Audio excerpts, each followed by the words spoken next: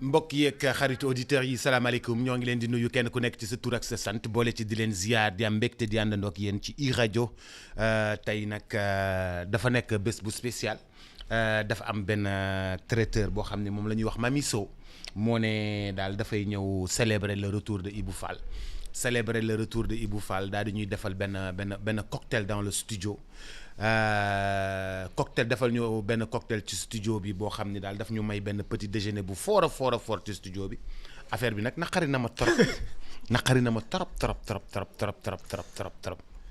parce que ñun waa 54% kuy célébrer le retour de Ibou Fall du ñu neex monsieur Fall maa ngi lay nuyu. Boubs tàppal sa xol.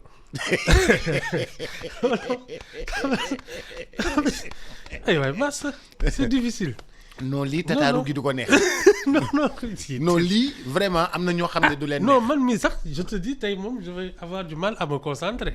yow li ci gannaaw ba pare ne ma Boubs je veux célébrer le retour de Ibou Fall. dama demoon ko parce que man Ibou Fall laay déglu ça fait vraiment un mois que j'étais sevré. noppal samay yor. Mamy Sow traiteur. ba pare defal ma ci bonne dégustation. kon Mamy Sow traiteur. yow est-ce que di nga mën lekk. di couper sa appétit. non dinaa lekk moom gaa. lekk moom dinaa ko def gaa. lekk moom dinaa ko def mais vraiment. lii doy na waar daal. Boubs ñu nuyu auditeurs yeeg internautes yeeg téléspectateurs yi. sama waa 46% yi. ma jox leen kii sargal leen yéen nag ngeen xool fii rek. ñun waa 54% ñooy xool fii rek waaw te yem ci loolu ñun la suñu xol di jeex non Ibou non traiteur bi li mu def. li mu def li mu def bëri na. li mu def bëri na mais vraiment. di ko gërëm bu baax di ko sant dafa rëy non dafa rëy. man ay affaire ku sagal Ibou Fall man nga sagal man nekkuma ci yooyu de. lu waay defal Ibou Fall mën nga ko defal nekkuma ci yooyu de. vraiment nekkuma ci yooyu mais macha allah vraiment di ko gërëm bu baax di ko sant donc loolu moo xaw a tey retardel production bi nii retardel émission bi mais vraiment ñoo ngi koy remercier bu baax a baax ça s'appelle Mamy Sow dégustation Mamy Sow quoi Mamy Sow traiteur merci beaucoup alors Ibou gannaaw bañ la nuyoo ziar la. Ibou fan yi levée immunité parlementaire yu bëri. ñu doo dàq. ñoom la ñu bëgg a teg ci table ji. Notamment monsieur Amadou Ba. Nouvelle force politique. gars yi du ñu bëgg a lever immunité parlementaire am. lever immunité parlementaire u ñeneen. mais monsieur Amadou Ba ci lay taxaw. dafa mel ni gars yi dafa am luñ ko jàppal de. fooguma ko. non fooguma ko je pense juste que affaire compétition électorale yi ñëw. yii di ñëw fan yow ñëwati. non Boubs xam nga je pense que ñii dañuy seen déjà li ñëwagul xam nga Macky Sall dama la doon ne tout le temps day del xëj. ñii dafa mel ni ci moom lañ jàng. da ngay teel gàllankoor say adversaire jàpp sa ñaabur. Ça c'est malheureusement au Sénégal c'est la compétition politique qui est comme ça on élimine souvent ses adversaires par les trucs ay artifices juridiques ak ay yooyu c'est ça c'est la loi du vainqueur. non mais Ibou dëkk bi dañuy wax ni am na yoon am na loi. mais bon les lois les forces de l'ordre ak yooyu dañuy soutenir un régime dañ leen di ne def leen ñu def. C'est comme ça hein mënoo ci dara ñii aujourd'hui qui font faire des choses aux magistrats aux forces de l'ordre ak yooyu mais Boubs il y a un an ils étaient en prison wala du loolu. si c'est tout.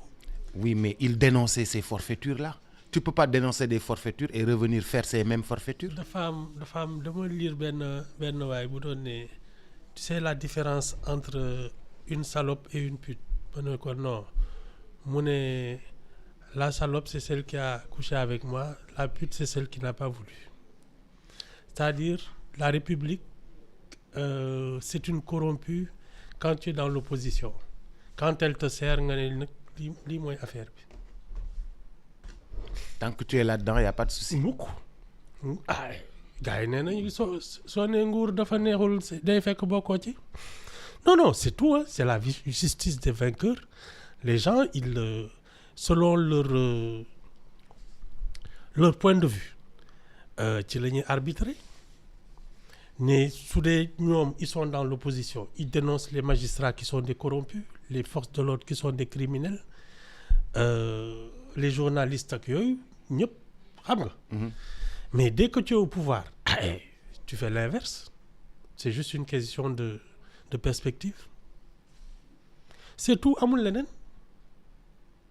ni Ibou nit boo goree boo waxee lii démb ne lii baaxul ci réew mi yow nga ne damaa bëggal réew mi lu baax nga ne lii baaxul ci réew mi buñ la joxee réew mi dangaa war a topp ci lu baax loolu laay xoolee nit man Boubs wala man damaa juum. non xam nga ñun on n'est pas encore bon d'abord li xew en politique Boubs man je suis convaincu que notre scène politique est malsaine. ñun ni ñuy politiquer Boubs amul njariñu réew mi. Parce que ci man la classe politique là. elle doit s'affronter sur la manière de développer un pays.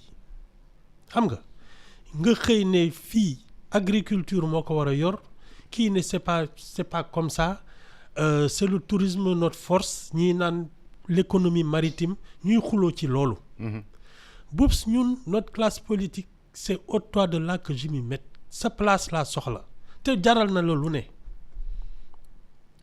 Donc y a même pas de morale dans ce qu'on fait xam li ma la wax amul sax morale et c'est ça nous notre vrai problème aujourd'hui. Mais dañuy wax ni morale amul ci politique de. Non waroon na am. waaw mais dañuy wax ni morale amul ci politique. Si justement livre yu bëri boo koy jàng dañu naan morale amul ci politique. si Boubs xam nga lan moo war a nekk ci man la morale politique. C'est de produire du bien-être. De produire du progrès. De produire de la citoyenneté. loolu ci man mooy morale politique. xam li ma la wax. léegi nag la compétition Boubs c'est comme la boxe. Les coups en bas de la ceinture c'est interdit. Oui. li tax ñu naan le noble art. da ngeen di janoo vous échangez des coups. Mais pas de coups en dessous de la ceinture. Normalement ñun c'est ça la compétition politique. Mais xam nga ñun Boubs lan la ñu njëkk a ñàkk ñun. Et c'est devenu maintenant notre façon d'être. Boubs ñun amatuñu savoir vivre. xam nga savoir vivre. moo lay may ngay xam nooy taxaweek nooy waxeek nooy jëfee. amatuñu savoir vivre parce que c'est pour man politique affaire u gentleman la c'est l'élite qui doit en faire. C'est pas de la mais yow boo defee yëfu gentleman gars yi fekk la fa indil la leneen. indil la justice dugal la kaso dóor la. dóor say njoñ dóor say mbokk. mais gentleman amatul foofu. xam nga tu sais ci lan mooy mujjee. dem élection. dans tous les cas. fexeel ba gagner élection c'est-à-dire c'est pas il faut pas pour man je ne réponds pas au coup de pied de l'âne su ma doon politique damay fexe ba ñu voteel ma et su ma nekkee au pouvoir je me comporte en gentleman. léegi nag ñeneen ñi li ñuy def ça n'engage que cette affaire la mais yow au moins xamal parce que Boubs ñun ñëpp da ngay nekk ci da ngay juddu màgg. say waajur sonn pour nga nekk nit am yar am xam nga. jàng école ñu fayal la ngay ñu fexe nga yaru. exactement ñu fexe nga nite. coono boobu ñu def soo ko xalaatee rek war nga di def yëfi nit tout le temps li sa waajur sonn rek pour def la nit kese war na la tax nga jomb yenn yi. Ne serait-ce que par respect pour ses parents. ñun di on a jënd plus de savoir vivre. di jënd fourniture di nekk ci yow di la toppatoo sa di la santé faj, di la yóbbu nga ñàkku di la yóbbu école di sonn naan la lii kenn du ko def. lii kenn du ko def Lii- di yar lii moo baax Voilà. ah di wane yoon Voilà. di éclairer Waaw. en tant que parent waaw ñu sonn ci di ci Fay jàng sacrifier- bi. sacrifier xamoo sax yan façon sacrifice lañ ci def.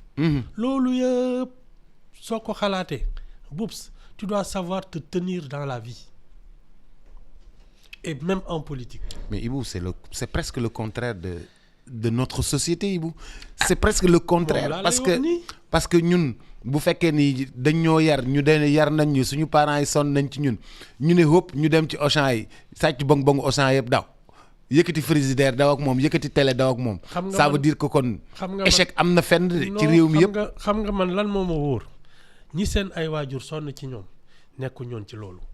ah Ah oui, ça j'en suis convaincu. Les gens dont les parents se sont sacrifiés pour les éduquer amu ci kenn ku dem di sàcc ay Auchan loolu moom maa la ko wax ñi ko def demal seen kër seet naka la ñuy toogee ak ni ñuy waxee. waaw Ibou bul waxee noonu Ah si. Ibou réew mi yëpp nekkoon ci kii di mais ñii di wut mais moom laa lay wax, Boubs. ñii di wut bong bong ñii di wut benn Mais frigidaire Boubs xoolal l'état du pays tilimaay bi fi ne ba nga xam ne président de la République tous les mois mu ne nañu raxas dëkk bi mais Boubs ça te montre que nous sommes sales même dans nos têtes ça commence comme ça désordre bi am suñu biir bopp yi ak dans nos mœurs ak yooyu moom moo feeñ ni on a échoué sur le plan de l'éducation waxuma la éducation nationale. Mais ñun suñu diggante entre Sénégalais. mais boobu c'est devenu une catastrophe. ni ñuy comporter suñu diggante ñun ñii rek. Ah oui, oula. Non, c'est moi je suis non lii jaaxaluma. ah mais Ibou ñun lii daf ñoo jaaxal parce que ñun bu fekkee dañu ne yaru nañu yar nañ ñu wan nañu suñu parents yi sonn nañ ci ñun. On se retrouve à piller et à manger loo xam ni waruñu ko dem pillage dem jël ko di ko lekk. Soit on a faim ou on a failli quelque part, toute la société a failli quelque part. Mais Boubs xel mooy suur je te dis parce que li ci ëpp ah xam nga ñun déjà on a un premier problème. C'est que on nous a vendu deux choses. Qu'on est pauvre c'est-à-dire ñun ci suñu biir xel la ñu xiifee xam nga loolu nag kenn mënu ko faj. ba pare Boubs on nous a vendu la haine c'est-à-dire da ngay nekk ci dëkk bi les leaders au lieu de t'inculquer la rage de vaincre. xam nga comme je dis xiif mën na indi ñaar. nga xoñoñ mer di xuloo di xaste di saaga mere àddina bi yëpp mën na indi beneen affaire mooy nga fas jom la rage de vaincre nga ne man c'est pas normal que je sois sénégalais et que notre pays ne soit pas l'un des plus grands au monde nga gis ci sa bopp et tu te bats pour que ton pays soit un pays respecté une grande nation xiif boobu ñuy xiif nous nos dirigeants nous ont vendu la haine et l'autodestruction c'est-à-dire ñun on est pauvre te ñeneen ñi ñoo tax France a tax nu mu tudd les dirigeants politiques là ku ci yéeg 5 minutes ñu ne la gis nga démb bi mu fiy dugg ci car rapide ak tey Mercedes bi mu dawal sàcc la nga monter sa business ñu ne tu es un corrompu on nous a vendu la haine. Tu sais Ibou, moi je suis dans la construction. Carrément. Je suis dans la construction. Comment faire pour ñu normal pour que ñu qu'on soit dans les normes rage de vaincre boobu nga xam ne rage de vaincre defar dëkk bi rage de vaincre defar business rage de vaincre jëmale réew mi kanam rage de vaincre du ma toj sama BRT bi wala sama TER rage de vaincre du ma taal sama université faire de telle sorte que li may defar c'est pour construire le pays xam ni ñoom Senghor ak ñoom kii yu yàgg yi ñoom ñoo ñu defaral université du man maa ko war a taal du samay loxo puso bi du samay loxo la war a réeree. Boubs man y a une image que je retiens toujours c'est Sadio Mané keroog bu mu amee choc ak le goal du Cap-Vert xaw ma ban dëkk la. ñoom ñaar ñëpp ñu mbëkkante. ñu daanu ah. il a continué il a marqué un but. doog a ne këpp xam loolu dañ koy saxal ci yow jom boobu dañ koy saxal ci yow c'est pas te ça c'est la responsabilité des parents les parents sont responsables le système éducatif est responsable ñun il faut qu'on reprenne les principes de l'éducation du savoir-vivre. loolu syndicat yi duñu ci bàyyi taluñu ko de.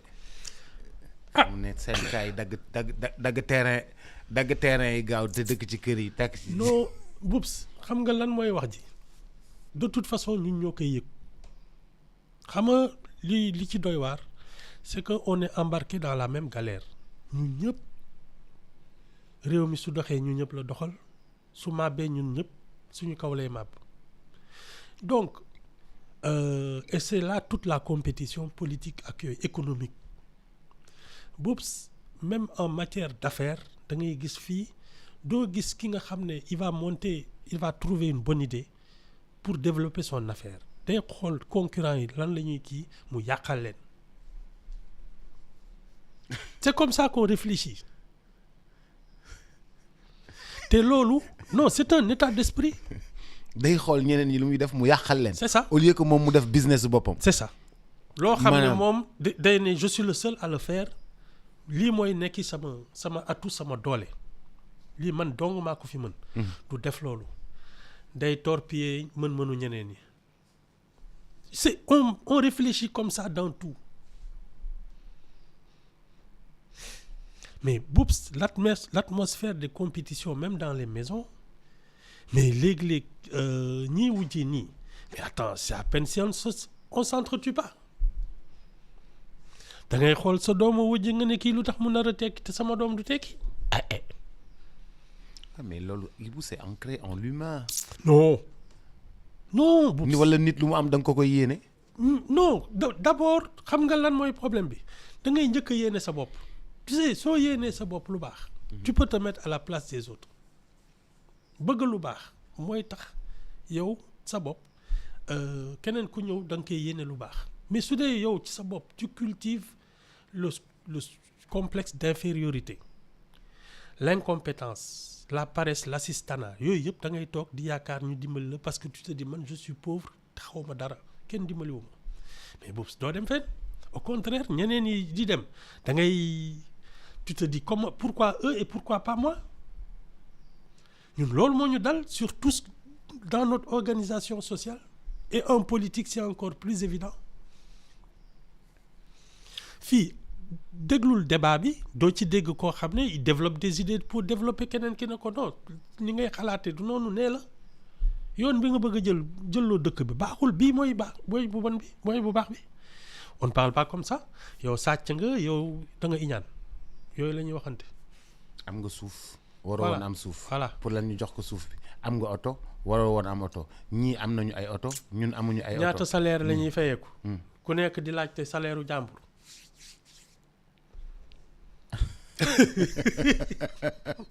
c'est ça et on se mêle de ce qui ne nous regarde pas en plus non Boubs ñun. compliqué na de loolu. non. ah non il faut juste tu sais Boubs man dama gëm ne. il faut qu'un vrai leader se lève et mette de l'ordre dans ce pays. c'est pas autre chose. yow bàyyi li ngay def. loolu laa gëm de. parce que affaire bi du ay neexalaate Boubs. affaire bi. maaj xam nga maaj par force. c'est ça du affaire wu non tu sais xam nga Sénégal dëkk waxtaan la dañuy waxtaan ba jub c'est pas ça qui va nous faire avancer maaj par force. Il y a des règles qui ne respectent pas la République, l'État te tombe dessus. Tu es obligé, on est obligé de respecter la citoyenneté Boubs. D'où ay affaire bu ñuy maye. Mais l'État est défié partout. Depuis 2021, l'État est défié. Non, depuis plus longtemps que ça. Ouais, mais xaaral rek ñun bokk nu mu gën a accru. Je donne un exemple. C'est des Jakarta. c'est les gens qui font comment on appelle ça di jaay ci mbedd mi. baana yi. ay fii du fi jóg ñoo la fal dañuy toog dañuy liggéey par force. ñun ñoo la fal joxuñu wutuñu benn këyit. nii nga ñu fekk nii nga ñuy bàyyi. oui tu vois l'État est défié partout. non mooy li ma la wax rek gis nga boobu citoyenneté c'est pas du lu ñuy waxtaanee ak di ko waxaale. par force la tant que tu n'as pas cette culture là tu peux pas gouverner un pays. La citoyenneté c'est une obligation. amul non il faut ñu waxtaan parce que xam nga ñii ci yax yi fii dafa am bàjjan ak kii nijaay ba kii non la citoyenneté c'est une obligation ñun ñëpp ñoo ci war a bokk yem tant que tu n'as pas ça dans la tête mënoo yor dëkk. La volonté de faire et de bien faire était là au début du régime en voulant tegaat un peu affaire yi ci yoon. On est passé à Colobane, on a reculé, on est allé sur les Jakarta, on a reculé, on est allé sur ñi débordé ci tali yi, on a reculé. dafa mel ni dëkk bi moo mel noonu ñun ñoo mel noonu rek kenn mënuñoo defaral. non Ibou ñun ñoo mel noonu kenn mënuñoo defaral. non c'est pas ça le problème. Le problème c'est nga am une autorité. Boups, tu sais l'autorité que tu incarnes. soo ci tolloo. mooy li ñuy naan mbër maa ngi ne soxla nga ñu naan kan la ci ça c'est d'abord un problème c'est-à-dire que ki nga xam ne moom mooy jiite réew parce que boobu tu peux pas prendre le pouvoir pendant 10 ans avoir parlé d'un projet nit ñi rey ci seen bopp ba élire la ils ont fait la révolution dans les urnes nga xëy naan bon projet bi ñu fañ commencé ko bind rien que ça te discrédite.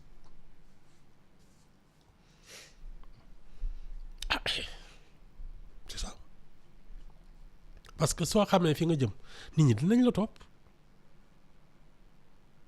quand tu sais où tu vas mu woon ne kii parce que les peuples ont besoin d'un berger comme des troupeaux rek du ñëpp dañuy topp suñu gisee koo xam ne dafa taxawaayu njiit boobu kenn du ko werante lu mu wax lay def mais il faut que tu aies cette vision et ça c'est le plus difficile moo tax ma ne la du ñëpp a war a politique. Tout le monde ne peut pas. Tu peux avoir été nommé dans toutes les positions ay ministre ay député président assemblée nationale ak yooyu yëpp ça ne fait pas de toi un chef d'État. Expérience bi nii rek nekk nii. non il te faut un troisième œil. li nga xam ne yaa koy gis te keneen du ko gis. Boops dama seetaan un exemple. Je donne un exemple c'est Bob Dylan temps yi biographie mu ngi ci cinéma yi Boops gars yi mu nekk ci benn milieu folk machin et cetera da ngay ñëw ak sa guitare woy c'était un grand bi mu bëggee def la révolution ñëpp ne ko tu n'as pas raison kii di ko dafa taxaw di concert ñu koy sànni ay xeer parce que il avait électrifié sa guitare et le reste ñi koy sànni ay kii mu def concert bi ba pare dem disque bi bu mu génnee ça a battu tous les records de vente il savait ce qu'il faisait mais bi muy taxaw di ko sànni ay kii di ko yuuxoo ak yooyu faalewu leen c'est ça en fait un chef tu vois ce que personne ne voit. Première fois bu mu électrifier guitare bi. ah oui concert bi dañ ko yuuxoo di ko sànni ay kii mu bind li muy joué du mooy dem yoonu. ñu génnee ko live. je te dis mu battre record àdduna bi yëpp ba sànq ba léegi ñu ngi koy produire. maa la wax ni non nit ñi je pense que c'est pas tout le monde qui a cette vision d'un avenir d'abord c'est comme tous les gens là am na nu mu tudd le gars de Apple Steve Jobs dafa dem fekk le directeur de Pepsi Cola waa ji je pense qu'il devait gagner dans les ay 20-25 millions mu ne ko yow tu as l'intention de vendre de l'eau sucrée toute ta vie wala tu veux qu'on change le monde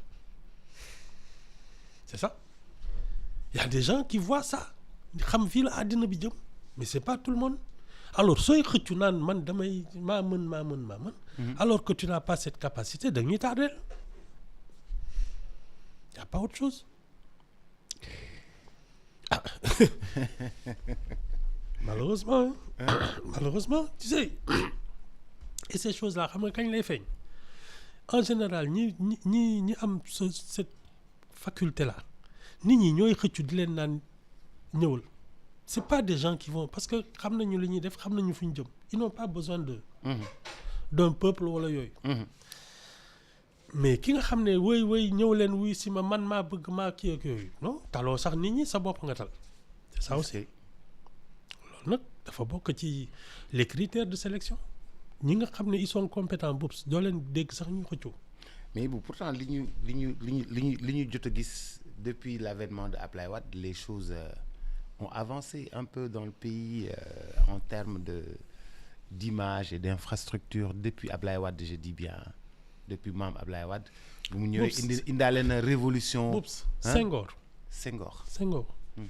xam nga daf fi def ay musée dynamique ak ay yooyu yooyu ce sont des infrastructures moom quand il partait fi kii nekk nu mu tuddati cour de cassation juge yi waaw dañu doon yóbbu foofu c'était un musée dynamique fa la Moudra nekkoon Moudra Afrique fi ñu doon fecce kii ay baleek yooyu ay théâtre rek ay yooyu moom quand il voyageait il vendait la culture parce que nous notre puissance à l'époque et je te l'ai dit hier d'abord notre premier président était un homme de culture c'était un poète un écrivain un penseur moom li mu doon jaay Sénégal c'était son image un pays de culture un pays de raffinement mais les plus grandes infrastructures elles sont dans la tête li ma la wax ci tali yi ngay defar te nit ñi xamuñu ni ñuy dawalee c'est pareil la meilleure des infrastructures c'est le cerveau soo yarul nit ñi expliquer leen fu ñu jëm joxoo leen ambition tu peux construire ce que tu veux ay chinois ki ay façon bu ne dinañ fi ñëw ay turc ak yooyu defaral la sa dëkk day mel ni dara amu fi on est même su fi TER bi paanoon nga xam ne jànguñu TER bi courant bi nii ak loolu su fi paanoon nga xam ne ñun ñii kenn jàngu ci Ibu dañ ñoo bëgg a yàqal rek non TER bi dernière génération bii di am ay boy yu jógee France jàngee ci école France yooyu ñoom ñoo nekk ci kii bi ñoom ñoo nekk ci entretien beeg yëpp ak dawal beeg yëpp ay sénégalais lañu ñoom ñoo dem def formation yi ñëw dama ne la xam nga ñun lan moo doon suñu problème les chemins de fer sont là depuis 1800 ñun lii ñoo ko waroon defal suñu bopp mooy li ma la wax infrastructure c'est d'abord dans le cerveau ay defar ay kii nii dafa mel ni mooy nga am sa doom mu jàng at mi yëpp jël ndaare deful dara lu baax mais terewul fin d'année kii nu mu tudd fin d'année yooyu nga jëndal ko ay foyekaay ak yooyu parce que voilà ñëppay am sama doom day am c'est ça au lieu nga punir ko au lieu de le punir ñun loolu moo ñu dal liggéey ñu dara mais ñu ngi ñuy defaral ay kii ñuy tiitaru naan way Ndakaaroo ngi mel ni panaal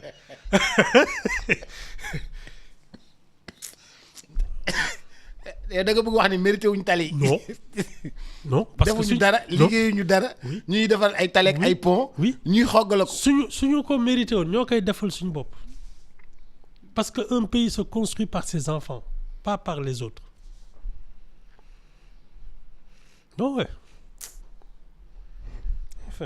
bon mais am nañ ay entreprises de BTP mais gars yi bëgguñu leen jox marché yi ça va plus loin que ça bëgguñu leen jox marché yi oui mais tu sais Boubs man ce que je reproche au milieu d'affaires c'est qu'ils n'ont pas assez pris leurs responsabilités dans la conduite des affaires ku ci am sa entreprise am kii tuuti rek tu rases les murs lu fa xew sa yoon dootu ci ne moi ce que je ne peux pas pardonner au milieu d'affaires c'est qu'on puisse dissoudre le conseil économique et social nga xam ne fa la société civile bi les hommes d'affaires les milieux du travail le milieu associatif foofu la war a toog di contrôler l'action du gouvernement et de l'Assemblée nationale amul kenn sax ku tisoli ay ñun li ñu teg ñoo ko def suñu bopp waaw mais xam nga tamit yow da ngaa yore ay business yore ay tablettu nen yore business boo waxee politique yi dañ lay yàqal yow boo waxee rek politique yi bu subaa impôt ñoo taxaw. gannaaw suba xaar rek. gannaaw suba ñu indil la beneen problème gannaawaat suba ñu indil la beneen problème.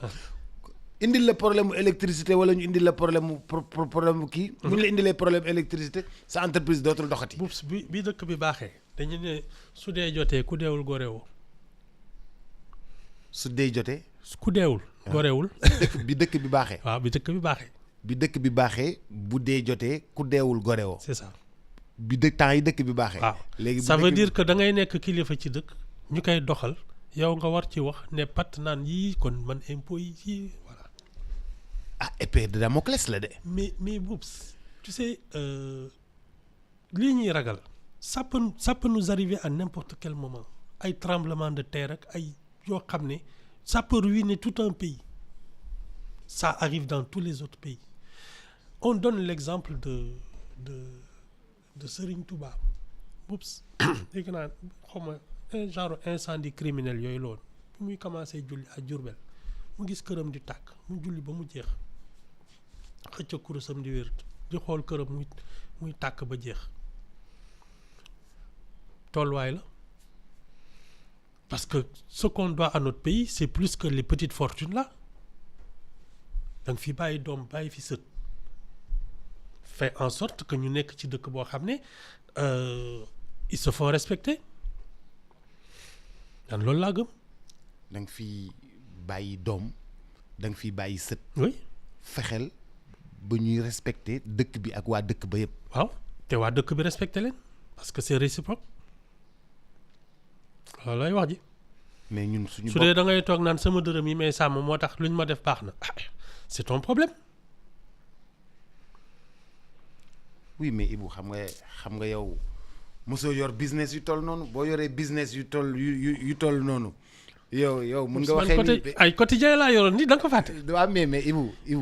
non gis nga Boubs bul sonn sax su doon wut xaalis kese moo tax may monter ay journaux ba léegi maa ngi dawal ay kii xëy na sax maa ngi ak sama jet privé parce que c'est un pouvoir mais du la ko jaral c'est tout. loolu la de ñu def loolu loo xam ne ëllëg ak si biir da ngay jënd fii yëpp ay terrain ak ay kii di mais ça c'est facile dans la presse non Boubs du loolu lii sax ci yow moo tax ngay nite wala doo nite tout le reste nag ay infrastructure ak ay yooyu quand c'est pas les enfants du pays qui le construisent Boubs c'est que moomuñu ko. et c'est ça notre problème. nee naa la suñ continuer seetaan nii gis nañu def indien d'Amérique yi. di ñu parquer dans des réserves. nañ ko ne rek. Ibou da nga bëgg wax ne suñu autoroute à péage bi ni lu muy baax yëpp ak problème yi mu réglé yëpp.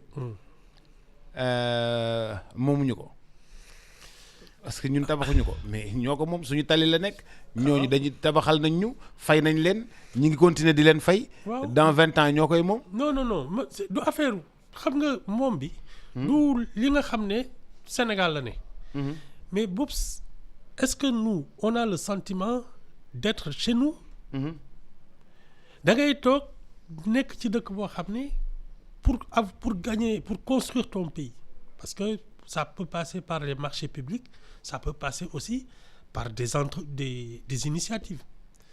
Par exemple, qu'est-ce qui empêche un montage yow tu es un truc de BTP nga ne leen mais man fii ba ay Tamba nii mën naa fi indi xaalis def sama autoroute à péage nga nekk sénégalais bëgg a tabax sa dëkk les gens le font dans d'autres pays. oui mais fii nuroowul fii après dañ lay jàpp. c'est de ça. après dañ lay jàpp après dañ naan da ngaa sàcc. c'est de ça après que dañ naan pour lan ñu koy jox tali bi moom. c'est de ça que je te parle. pour lan moom ñu koy jox tali bi moom pour lan moom moo war a defar tali bi. xam nga ñun li tax ma naan il faut que ñu qu'on sache se faire respecter c'est parce que xam nga ñun lan la ñuy gën a perte ah les gens qui ont du talent chez nous ils vont aller le vendre ailleurs alors que mën nañu defar dëkk bi d'ailleurs la preuve. bi ñu ne dañuy recruter xaw ma ay Qatar ak ay Espagne gis nga ni xale yëpp fàqe. alors que main d'œuvre boobu da nga ko soxla. mais nee naa la ñun ñoo waroon nekk dëkk boo xam ne on importe de la main d'œuvre wala mosuma ko fi wax nga ko fi mais xam nga ni loolu moom du moo kii. on n'a aucune excuse gis nga suñu 800 kilomètres de plage yi. économie maritime rek ça peut employer tout le monde. Je te parle même pas de nos terres cultivables waxuma la notre sous-sol waxuma la notre position géostratégique ci ay tourisme ak yooyu notre culture notre art nos sportifs mais attends fii waruloon am chômeur les gens devraient venir de la sous-région parce qu'en plus nous sommes un pays politiquement stable. Ibou est-ce que nekkoo di rêver. non. nekkoo di rêver. non du tout. du tout boobu ay chantier naval ça existe Dakar Nav bii. xam naa ay portugais foog naa la ñu mujj dem jëli pour ñu kii ko mais boobu nous on est l'un des pays les mieux positionnés sur l'Atlantique. Tu crois que waruñu defar ay bateau di ko jaay suñu pêcheurs yi waruñu leen defal ay pirogues yoo xam ne mën nañu kii. Tu crois qu'on ne peut pas faire des navires de plaisance yoo xam ne ça permet de voyager par la mer ak ñun fi ñu toll nii ci àddina bi non dañu sàggan boops c'est pas autre chose.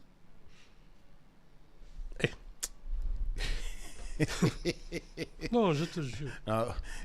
Ibou bàyyi ñu exporter main d'œuvre nag. non de toute façon xam nga mës naa fi ne xale yi. Nous sommes des citoyens du monde. Moi, je préfère que les gosses partent dans des conditions normales, jël avion dem en pleine sécurité am contrat ak yooyu moo gën ñu leen di dugal ci ay pirogue ñuy dee ci àll bi. C'est des citoyens du monde, ils doivent pouvoir travailler partout dans le monde, mais dans des conditions normales. Donc j'ai rien contre ça. Comme ñun suñu dëkk bi, il n'est pas propice au travail. Fii soo fi nekkee di liggéey sax dañ lay naan non yow da nga gëm service ak da nga kii ak da nga bëri tappale yooyu. Il y a des pays dont l'organisation sociale est propice au travail mais nañ dem ceux qui ont du talent vont partir. loolu rek la. Ceux qui ont du talent vont partir. Ah oui. Non mais ceux qui ont du talent doivent s'exprimer ici. ah suñ ko ñemeñee. mooy li ma sànq nee nga gars yi suñu kii dañuy yor nen naan la. Man kat gars yi nga yore sa entreprise ñu xëy suba politique yi ñëw. di la ko taakale. indi ay problème balaa ñu lay taakale ak sa ay tablettu nen. c'est ça. nga dem denc say tablettu nen. wala nga génn dëkk bi. ce sera l'un ou l'autre. On a un mauvais état d'esprit et tout ça c'est par manque de savoir-vivre leneen amu ci de. ah oui. boobu savoir-vivre moo def nit. savoir-vivre moo tabax nit. ah oui. savoir-vivre moo def nit. ah oui da ngay xam sa bopp xam sa place. Tu sais ce que tu dois faire, tu connais ton rôle dans la société ki yëpp. amul werante. est-ce que Alaaji Ibou ñu ma gërëm la. waaw suba. mais ñu jublu ci xéwal yi. ci chose sérieuse. ñi sant Bade dinañ. non tataaru gi dama koy defal benn assiette yóbbul ko. ëpp naa def non tataaru gi yetu ba dama koy defal benn assiette yóbbul fii lay càng. mais nu mu tudd Mami Sow dafa tànn célébrer le retour de Ibou Fall après 1 mois de congé Mami Sow lii la ñu defal. ma service bi maa ciy njëkk. Ibou toogal Ibou bul ñëw. non man kay damay. non Ibou bul ñëw damay bañ nga ñëw. non Ibou dama laa bëgg kii daal. te may siis. dama lay siis ci sa yëf. xanaa ñam rek ci barke Ibou Fall. moo gën de. ñam ci barke Ibou Fall. Mami Sow célébrer le retour de congé de Ibou Fall mais yëf yi daa am ay frais sax. wax na daal célébrer le retour de congé de Ibou Fall. Mami Sow daal sagal ma ñu. Mami Sow non Ibou Fall nga sagal ma. ñun suñu yoon nekk. ñun ay tàng xol lañu. ñun ay tàng xol lañu. Mami Sow. dafa mel. waaye robinet boo xam da ngay bës buy yi di génn. soxna si noonu la da ngay bës buy yi di génn. day génn. est-ce que Fatou. non mi ngi xel li. waaye ndeysaan moom waa Géejawaay la.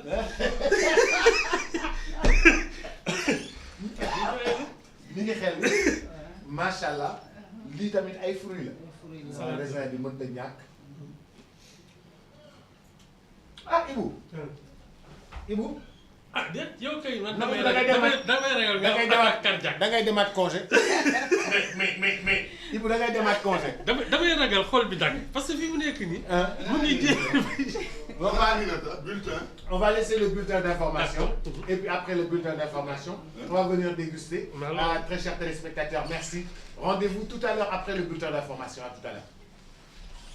Transfert d'argent bii di Kpay transfert d'argent par code paiement marchand par QR code wala code marchand achat de crédit paiement de facture Woyofal Rapido Senelec TNT Aquatech te it Kpay mën na rechargement à carte bancaire rechargement à partir d'autres calpés demande de paiement de facture de crédit ak yeneeni service moo leen doon may seen émission xew-xewu jamono.